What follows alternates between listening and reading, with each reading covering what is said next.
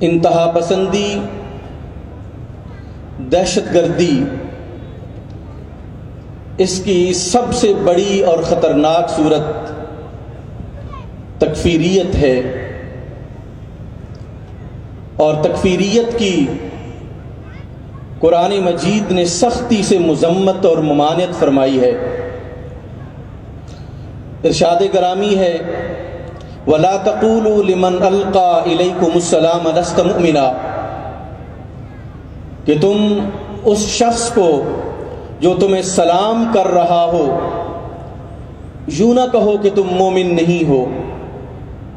وہ مومن ہے تو تمہیں سلام کر رہا ہے، لیکن تم اس کے کھوج میں نہ لگ جاؤ کہ وہ واقعی مومن ہے یا مومن نہیں ہے۔ اسلام نے ہمیں حکم ارشاد فرمایا تمہیں سلام کہنے والا مومن ہے اور تم اس کے اسلام کو قبول کرو۔ اگر وہ اسلام کے ظاہر پر عمل پیرا ہے تمہیں کوئی حق حاصل نہیں ہے کہ تم اس کے باطن میں جھانکو۔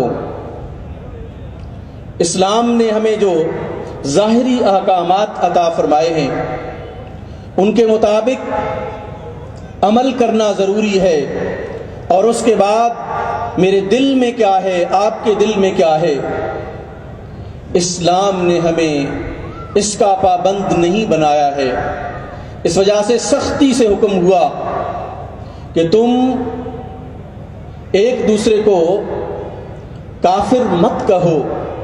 حضرت عمران بن حسین رضی اللہ تعالیٰ عنہ نے ارشاد فرمایا، رسالت مآب صلی اللہ علیہ وآلہ وسلم سے آپ نے روایت کی کہ اذا قال الرجل لأخیہ یا کافر فہو کقتلہ،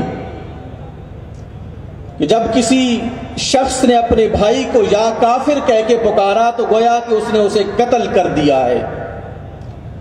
کسی کو کافر کہہ کے پکارنا گویا کہ تم نے اس کو قتل کر دیا ہے۔ اس وجہ سے اس رویے کی جتنی بھی مذمت کی جائے اور جتنی بھی اس کی مذمت کی جائے وہ کم ہے۔ میں خراج تحسین پیش کرتا ہوں لا تکفیر کانفرنس کی انتظامیہ کو کہ انہوں نے اس اہم موضوع پر خرم شہید کے چیلم کے موقع پر اس کانفرنس کا انعقاد کیا ہے، اور آپ سب اور ہم شریک ہیں اس کانفرنس میں۔ ہم نے انتہا پسندانہ رویوں کا مقابلہ کرنا ہے، ہم نے دہشت گردانہ رویوں کا مقابلہ کرنا ہے، اور ہم نے ان قوتوں کا مقابلہ کرنا ہے جو قوتیں انتہا پسندی کے رویوں کو پروان چڑھا رہی ہیں۔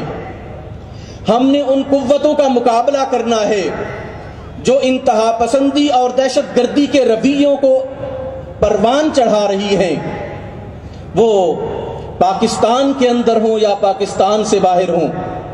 ہم سب کا فرض ہے کہ ہم اپنے دشمن کو پہچانیں